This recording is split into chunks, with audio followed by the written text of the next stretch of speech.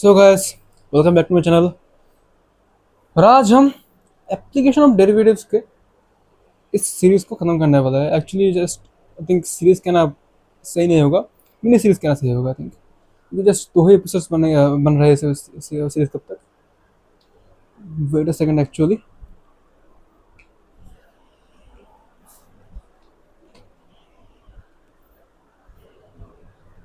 हाँ, पिछले वीडियो में हम लोगों ने बात किया था कि कैसे हम डेरिवेटिव्स के इस्तेमाल करके रियल लाइफ प्रॉब्लम्स को सॉल्व कर सकता है। उस चैप्टर का नाम था सिग्निफिकेंस ऑफ डेरिवेटिव। और उसके बाद हमने बात की थी एक और चैप्टर की, टेंजेंट एंड नॉर्मल। आज हम बात करने वाला है first of all increasing and decreasing functions, and secondly maximum minima. So without wasting any more time, let us get into it. Increasing and decreasing functions. मान लो है ये हमारे पास एक फंक्शन का ग्राफ है, ये है x और ये एफ ऑफ एक्स। ये कुछ ऐसा दिख रहा है। अब देखो, अगर तुम इस इंटरवल से लेकर इस इंटरवल तक देखो तो ये फंक्शन इंक्रीज कर रहा है। अगर तुम इस इंटरवल से लेकर इस इंटरवल तक देखो तो ये फंक्शन डिक्रीज कर रहा है। और अगर तुम इस इस इंटरवल से आगे की तरफ जाओ और यहाँ तक आओ, यहाँ तक मान लो एक इंटरवल है, तो देखो कि ये फंक्शन प्लेटो कर रहा है। प्लेटो मतलब क्या है? मतलब ये बिल्कुल चेंज नहीं आ रहा। ना ही यहाँ पर पहाड़ जितने ऊंचे ऊंचे कुछ पार्ट्स है, या फिर नहीं ना ही कोई वैली जैसे नीचे पार्ट्स है। बिल्कुल प्लेन जगह है, प्लेटो कहते हैं इसको। अब यहीं पर फंडा आता है इंक्रीजिंग एंड डिक्रीजिंग फंक्शन का।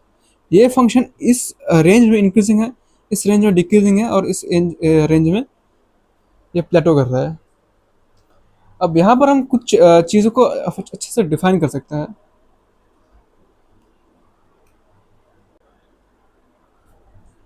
इस फंक्शन को, एक कोई फंक्शन है जिसको ड्रॉ करने पर ग्राफ कुछ ऐसा दिख रहा है।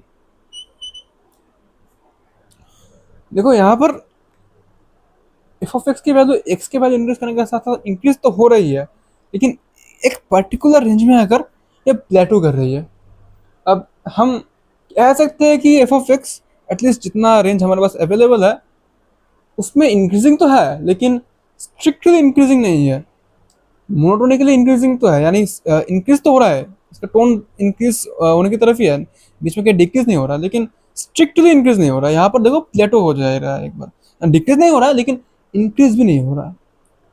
इसी वाले इंक्रीज इंक्रीमेंट का टाइप को कहता है मोनोटोनिक इंक्रीज। अब अगर मैं इसको कुछ ऐसे ड्रॉ करता, देखो यहाँ पर ये जस्ट सीधा ही इंक्रीज हो रहा है, या फिर ऐसे भी। यहाँ पर कहीं भी प्लेटोस नहीं दिख रहे यार।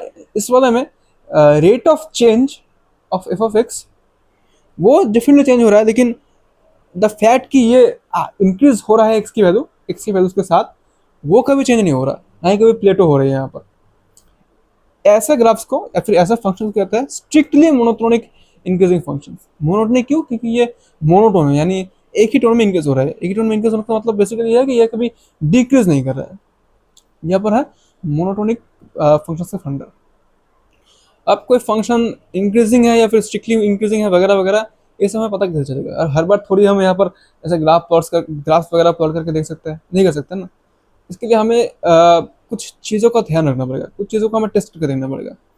मान लेते हैं हम इस फंक्शन में डोमेन में से दो एलिमेंट्स लेते हैं, x1 एंड x2, जहाँ पर x2 is greater than x1। अब यहाँ पर देखो, अगर मैं कोई एक फंक्शन ऐसे ड्रॉ कर लूँ जो कि यहाँ पर कुछ प्लेसेस में आके कुछ पॉइंट्स पे आके प्लेटो कर रही है। अगर इस फंक्शन का रेट ऑफ चेंज यानी tangent at a particular point x2 में, x2 का टेंजेंट अगर x1 के टेंजेंट से बड़ा होता है,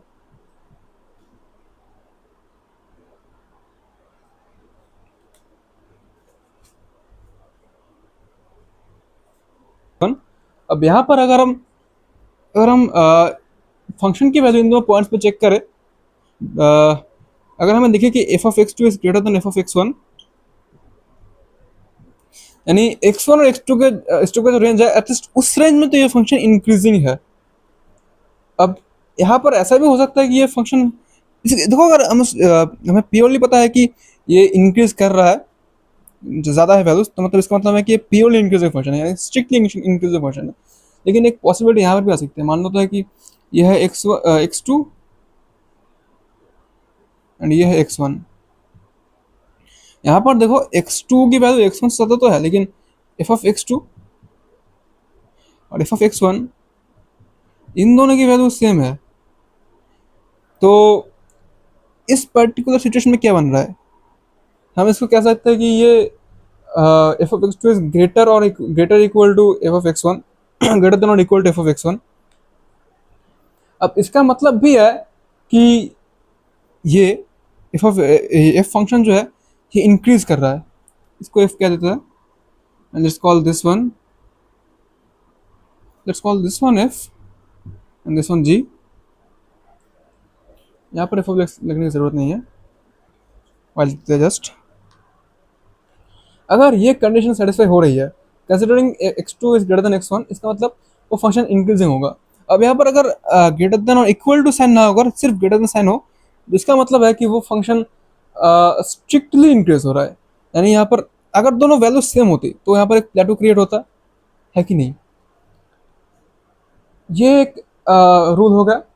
और एक और रूल हमें देखना पड़ेगा कि अगर हम देखना चाहते हैं कि किसी पर्टिकुलर रेंज में कोई फंक्शन इंक्रीजिंग है या डिक्रीजिंग है, तो हमें एक और चीज़ को देख सकते हैं। एक और तरीका है इसका कि हम उस फंक्शन उस पॉइंट पॉइंट का डेरिवेटिव निकालें, एफ प्राइम ऑफ एक्स। अगर ये जीरो से बड़ा हुआ है, इसका मतलब है कि ये सीधा सीधा इंक्रीज कर रहा है, क्योंकि हमारा rate of change is positive, यानी इस पॉइंट से ये आगे ही बढ़ने वाला है। इससे भी ये प्रूफ हो जाता है कि ये फंक्शन जो है ये इंक्रीजिंग फंक्शन है। यहाँ पर अगर अगेन यहाँ पर अगर टेन डेरिवेटिव ग्रेटर देन और इक्वल टू जीरो होता है, इसका मतलब है इक्वल टू जीरो आ रहा है, यानी प्लेटो हो रहा है, लेकिन एट द सेम टाइम उस पर्टिकुलर पॉइंट के लिए प्लेटो हो रहा है। लेकिन अगर हम किसी दूसरे पॉइंट्स में वेल्स को और कंपेयर करें, तो हम कह सकते हैं कि greater than equal to zero है, यानी कुछ पॉइंट्स के लिए प्लेटो कर रहा है, लेकिन कुछ पॉइंट्स के लिए इंक्रीज हो रहा है। ऐसे ही अगर हम डिक्रीजिंग फंक्शंस की बात करें, तो कहानी क्या होगी, तो कहानी कैसे होगी। मान लेते हैं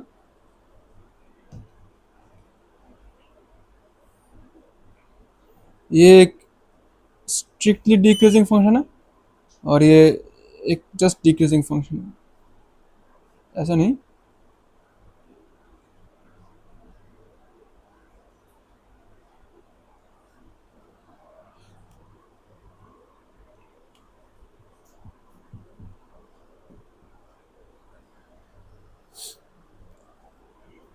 देखो, let's call this one F and let's call this one G, G F. Girlfriend girlfriend नेजर तो फंक्शन है, हाँ वही। देखो देखो यहाँ पर कहानी क्या हो रही है। अगर हम इस पॉइंट से लेकर इस पॉइंट तक के बारे में सोचे, यहाँ पर फंक्शन प्लेटो कर रहा है, यानी इफ अगर हम यहाँ पर कोई एलिमेंट मान देता है एक्स, एक्चुअली इसको हम एक्स नॉट मान देता है, F prime of x not, ये ज़ीरो होगा। लेकिन अगर ये लेस देन इक्वल्स, मतलब अगर हम मान लेते हैं कि फॉर एग्जांपल हम यहाँ पर कोई एलिमेंट मान लेते हैं, अगर ये less than equal to zero होगा, तो भी हम कह सकते हैं कि ये यहाँ पर कोई एलिमेंट मान लेते हैं, मान लो let's call this one X prime. X prime पे कुछ ऐसे एलिमेंट कुछ ऐसा वैल्यू हमारे पास आ रही है, इसकी वजह से ये लेस देन जीरो है। ऑफकोर्स यहाँ पर ऐसे फंक्शन डिक्रीज ही कर रहा है, तो यहाँ से भी कह सकते हैं फंक्शन डिक्रीज कर रहा है। लेकिन क्योंकि एक पॉइंट पे आके टेन डेरिवेटिव जीरो भी आ रहा है, इस पॉइंट पे आके एक्स नॉट पे आके डेरिवेटिव जो है वो जीरो आ रहा है, यानी ये स्ट्रिक्टली डिक्रीजिंग फंक्शन नहीं है। यहाँ पर कुछ प्लेटोज भी क्रिएट हो रही है। लेकिन अगर हम जी ऑफ एक्स की तरफ देखें तो ये स्ट्रिक्टली डिक्रीज हो रहा है, क्योंकि यहाँ पर कहीं भी प्लेटो नहीं हो रहा। यानी अगर हम इसका डेरिवेटिव निकालेंगे तो ये हमेशा नेगेटिव में आएगा, यानी rate of change is negative, यानी लगातार वैल्यूज घट रही है। ये you will have to keep this in mind कि अगर कोई फंक्शन डिक्रीजिंग है तो उसका tangent less than equal to zero हो रहा है। अगर प्रॉपरली जीरो है, प्रॉपरली लेस देन जीरो है, तो इसका मतलब है कि वो स्ट्रिक्टली डिक्रीजिंग है। अब यहाँ पर एक और रूल मैंने जो सिखाया वो भी अप्लाई किया जा सकता है। यहाँ पर दो एलिमेंट्स ले लेते हैं, x1 और x2, जहाँ पर this is x1, this is x2, यहाँ पर x2 है x1 से बड़ा। अगर तो f ऑफ x2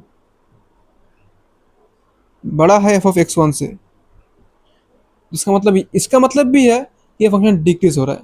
यहाँ पर अगर हम इस फंक्शन के लिए देखें तो इस पर्टिकुलर रेंज में ये, हम इसको लेस देन इक्वल्स टू भी कह सकते हैं, उस सेंस में ये डिक्रीज हो रहा है। लेकिन इस पर्टिकुलर फंक्शन में, क्योंकि ये एक स्ट्रिक्टली डिक्रीजिंग फंक्शन है, तो यहाँ पर इक्वल्स टू जीरो नहीं होने वाला। यहाँ पर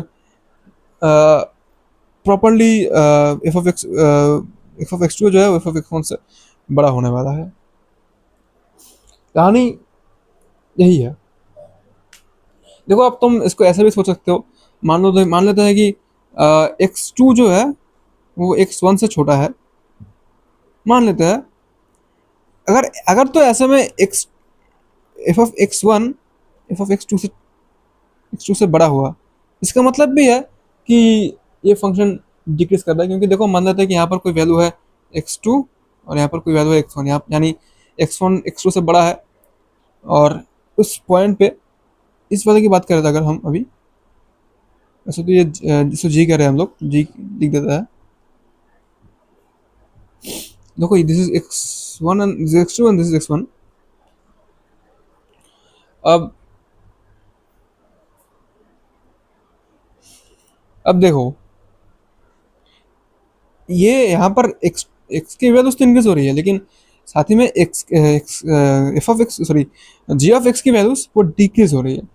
यानी ये फंक्शन, हमें नहीं पता कि ये पूरा फंक्शन कैसे दिखता है, लेकिन एक्स टू से लेकर एक्स वन तक के रेंज में ये डिक्रीजिंग है।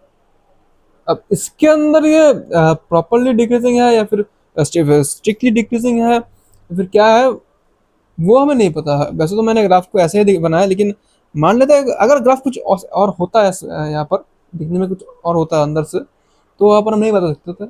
लेकिन इस पर्टिकुलर रेंज में ये डिक्रीजिंग है, और ये है हमारी इंक्रीजिंग और डिक्रीजिंग फंक्शंस की कहानी। इसके बाद एक और टॉपिक बच रहा है, मैक्सिमा और मिनिमा। उसको भी कवर कर लेते हैं, क्योंकि बहुत ज़्यादा बड़ा टॉपिक नहीं है वो। लेकिन एक ग्राफ है हमारे पास, मैक्सिमा और मिनिमा का मतलब क्या है। ये है एक ग्राफ, एक फंक्शन का ग्राफ, और हमारे पास ये वाला रेंज अवेलेबल है। इसके हाईएस्ट वैल्यूज क्या है, हाईएस्ट वैल्यूज है ये और लोएस्ट वैल्यू है ये। इस लोएस्ट वैल्यू को कहते हैं मिनिमा, लेकिन ध्यान रखें इसको कहते हैं लोकल मिनिमा। अब लोकल मिनिमा ग्लोबल हमारे सिलेबस में ग्लोबल मिनिमा वगैरह नहीं है, वो उसको ग्लोबल मिनिमा को मिनिमम कहते हैं और ग्लोबल मैक्सिमम को मैक्सिमा सॉरी ग्लोबल मैक्सिमा को मैक्सिमम कहते हैं। अभी के लिए 11th 12th के हिसाब से this is called local minima and this is called local maxima. Just इस पर्टिकुलर रेंज के अंदर जो सबसे बड़े और सबसे छोटे वैल्यूज है वो। अब अगर हमें फाइंड आउट करना है कि किसी पर्टिकुलर पॉइंट पे वो फंक्शन उस रेंज के अंदर है, अपने हाईएस्ट वैल्यू से फिर लोएस्ट वैल्यूज को हिट कर रहा है कि नहीं, तो हम क्या कर सकते हैं। अगेन देखो, हम फंक्शन को वैसे प्लॉट करके तो चेक नहीं कर सकते ना, क्योंकि ऐसा हमेशा करना पॉसिबल नहीं है। अगर तुम्हारे पास कुछ टूल्स अवेलेबल हो, डिस्पोज वगैरह, तो तुम कर सकते हो। लेकिन एग्जाम में एटलीस्ट इंडिया के इतने खराब एजुकेशन सिस्टम में हमारे पास वो चीज़ अवेलेबल होती नहीं है। तो हमें कुछ और दिमाग लगाना पड़ेगा इसके लिए। क्या किया जा सकता है। एक चीज़ देखो, यहाँ पर अगर पॉइंट अपनी लोएस्ट वैल्यू हिट कर रही है, यानी अगर हम यहाँ पर एक टेंजेंट ड्रॉ करें, तो इस टेंजेंट का जो स्लोप है वो जीरो होगा। क्यों? क्योंकि यहाँ से फंक्शन ना ही इंक्रीज कर रहा है ना ही डिक्रीज कर रहा है। इससे जस्ट पिछले मोमेंट पे इस पॉइंट पे आकर ये डिक्रीज कर रहा था, डिक्रीज करने के बाद इस पॉइंट तक पहुंचा, उसके जस्ट अगले पॉइंट पे इंक्रीज हो रहा है, इंक्रीज होने के बाद ये यहाँ पर पहुंचेगा। लेकिन इस पर्टिकुलर पॉइंट पे ये ना ही इंक्रीज हो रहा है ना ही डिक्रीज हो रहा है। यानी अगर हम यहाँ पर एक स्लोप ड्रॉ करें, सॉरी यहाँ पर एक टेंजेंट ड्रॉ करें, उस टेंजेंट का स्लोप जो है वो जीरो होगा। देखो इस इमेज से भी, इस पिक्चर से भी, इस डायग्राम से पता चल रहा है कि ये टेंजेंट जो है ये एक्स एक्सिस के पैरेलल है, यानी इसका स्लोप जीरो है। tan zero is zero. अब यहाँ पर हम क्या कर सकते हैं? देखो इसे हम एफ ऑफ एक्स कह देते हैं, इस ग्राफ को, इस फंक्शन को। देखो टेंजेंट जो है वो इस पर्टिकुलर पॉइंट पे, लेट्स कॉल द, इस पॉइंट का एक्स वैल्यू को हम अभी के लिए x1 कह देते हैं। अगर कोई फंक्शन मिनिमा हिट करे, लोकल मिनिमा हिट करे किसी पर्टिकुलर रेंज के अंदर, तो उस पॉइंट पे उस पॉइंट का जो टेंजेंट होगा, यानी उस फंक्शन का उस पॉइंट पे रेट ऑफ चेंज वो जीरो हो रहा है। उस पॉइंट पे रेट ऑफ चेंज मतलब derivative of function of that point वो जीरो हो रहा है। यहाँ पर मान लेते कुछ फंक्शन है, हम उसका डेरिवेटिव निकालेंगे, और डेरिवेटिव निकालने पर मान लेते कुछ ऐसा आ रहा है, let's call this P of x, एक फंक्शन आ रहा है। लेकिन ये तो डेरिवेटिव का जनरल फॉर्मूला है, हमें देखना पड़ेगा कि किस पॉइंट एक्स के किस एक्स के लिए ये पी ऑफ एक्स जो है ये जीरो आ रहा है। जिसका मतलब है हमारे पास इक्वेशन आ जाएगी P of x equals zero. यहाँ से सॉल्व करने पर हमारे पास एक्स से कुछ वैल्यूज आ जाने वाली है। अब इसका मतलब है कि उस एक्स के उस पर्टिकुलर वैल्यू के लिए वो ये जो फंक्शन है ये मिनिमा हिट करने वाला है। लेकिन अभी तक हमें पता नहीं है, हमें बस टेस्ट करना है कि मिनिमा हिट कर रहा है कि नहीं। यानी हमारे पास जो वैल्यू आएगी वो होगी x1। अब हम क्या कर सकते हैं? हम इसका सेकेंड ऑर्डर डेरिवेटिव निकाल सकते हैं। उसको निकालने से क्या होगा? देखो सेकेंड ऑर्डर डेरिवेटिव करता क्या है? Second order derivative, first order derivative इस पर्टिकुलर पॉइंट पे ये इसका रेट ऑफ चेंज बताता है, और सेकेंड ऑर्डर डेरिवेटिव इस रेट ऑफ चेंज का रेट ऑफ चेंज बताता है। यानी ये टेंजेंट जो है, इस टेंजेंट का स्लोप किस हिसाब से चेंज हो रहा है। यानी एक एग्जांपल से समझ लेते हैं। देखो अगर हम अगर डिस्प्लेसमेंट को हम डिफरेंशिएट करेंगे टाइम के रेस्पेक्ट में, तो हमें क्या मिलेगा? हमें मिलेगा वेलोसिटी। अगर हम डिस्प्लेसमेंट को दो बार डिफरेंशिएट करेंगे टाइम के रेस्पेक्ट में, यानी डिस्प्लेसमेंट का हम सेकेंड ऑर्डर डेरिवेटिव निकालेंगे टाइम के रेस्पेक्ट में, तो हमें एक्सेलरेशन मिलेगा। और एक्सेलरेशन क्या है? वेलोसिटी का रेट ऑफ चेंज है। यानी डिस्प्लेसमेंट का रेट ऑफ चेंज, यानी एक पर्टिकुलर पॉइंट पे टेंजेंट उसका रेट ऑफ चेंज, यानी टेंजेंट का स्लोप का rate of change. Second order derivative वही तो देता है। यानी अगर हम इस पॉइंट पे सेकेंड ऑर्डर डेरिवेटिव निकालेंगे तो हमें वो बताएगा कि यहाँ से ये पॉइंट आगे जाने वाला है कि नीचे, यानी ऊपर जाने वाला है या फिर नीचे, यानी नीचे जाने वाला है। यहाँ से ये पॉइंट आगे जाएगा या फिर नीचे जाएगा। यहाँ से कुछ वैल्यूज हमारे पास आ जाएंगे, x इक्वल्स x1, इस वैल्यू को हम x1 भी मान रहा है। अगर हम x1 पॉइंट पे इसका डबल डेरिवेटिव निकालेंगे, डबल डेरिवेटिव निकालने के बाद हमें बस उस पॉइंट पे x के लिए x1 को इनपुट करना पड़ेगा। करने पर हमें पता चल जाएगा। अगर देखो यहाँ से ये ग्राफ ऊपर की तरफ जा रहा है, यानी यहाँ पर स्लोप, इस टेंजेंट का जो स्लोप है उसका रेट ऑफ चेंज पॉजिटिव है, क्योंकि यहाँ पर जीरो स्लोप है, और इस पॉइंट पे आके स्लोप कुछ पॉजिटिव वैल्यूज आएंगी। अगर तो ये पॉजिटिव हुआ, अगर इधर से में भी जाओ तो स्लोप की कुछ पॉजिटिव वैल्यूज आ रही है। एक्चुअली पॉजिटिव नहीं है, ये नेगेटिव है।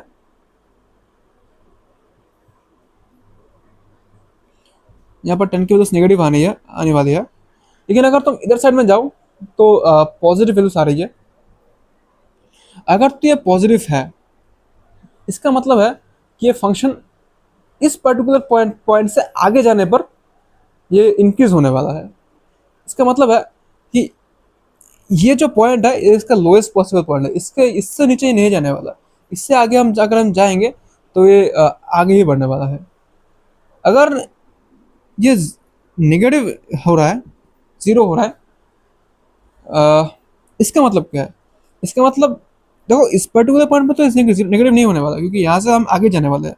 लेकिन अगर हम यहाँ पर आ जाए, इस let's call this point x2, यहाँ पर ये जीरो हो सकता है। देखो मैक्सिमम वैल्यूज के लिए भी, मैक्सिमा के लिए भी ये टेंजेंट का स्लोप ये जीरो ही होने वाला है, क्योंकि देखो अगेन ये एक पैरेलल लाइन है इस एक्स एक्सिस के।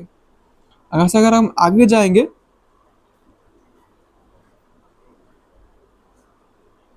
देखो स्लोप की कुछ नेगेटिव वैल्यूज आ रही है, यानी अगर तो हमें एफ ऑफ एक्स वन की F double dash of X one की वैल्यू पॉजिटिव है, इसका मतलब है at X one F of X hits minima. और यहाँ पर देखो, यहाँ पर अगर हम डबल डेरिवेटिव निकालेंगे, यानी इसका इस टेंजेंट का स्लोप का rate of change F double dash of X two, ये जो है ये नेगेटिव है।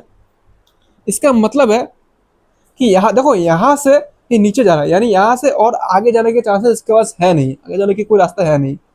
इसका मतलब है ये इस पर्टिकुलर पॉइंट पे ये ये जो है ये जस्ट डिक्रीज करने वाला है, यानी यहाँ से आगे जाने पर ये डिक्रीज होने वाला है, यानी ये इसका मैक्सिमा पॉइंट है।